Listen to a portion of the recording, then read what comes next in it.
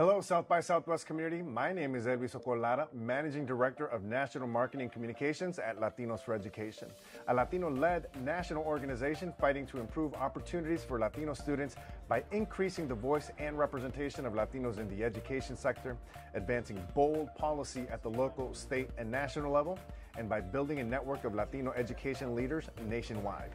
Now, you may remember us from last year as we discussed a bold initiative to add 1 million teachers of color to our classrooms.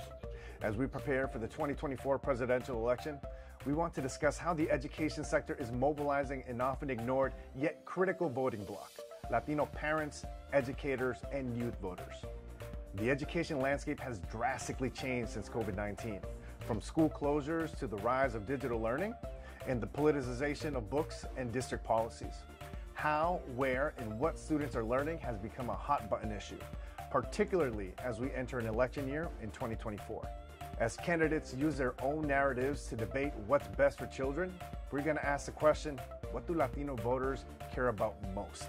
We're gathering a variety of Latino voices, including young voters, parents, and educators, to talk about the education issues that matter most to them.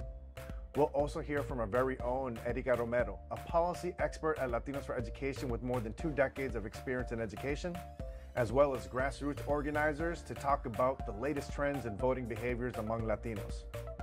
Our panel, Latino Voters, Education in the 2024 election, will take a look at the real problems facing the Latino community in education and what's driving them to the polls in record numbers. In the 2020 general election, in states like Arizona, Colorado, Georgia, North Carolina, Nevada, and Virginia, young voters between 18 and 29 years old made up the largest block of Latino voters. Now is the time to discuss make or break topics when it comes to Latinos, education, and voting. We'll also take a look at education policies at the state and federal level that are mobilizing Latino parents, teachers, and students and helping build a collective agenda that is galvanizing the community. This conversation couldn't happen at a better time. While you're probably seeing this video in August, our session will take place right in the heart of campaign season, in the Texas primary elections, where Latinos now represent the largest demographic group in the state. The Latino vote is growing to levels where we can no longer be ignored, and candidates should now know better than to consider the needs of Latino voters as one-dimensional.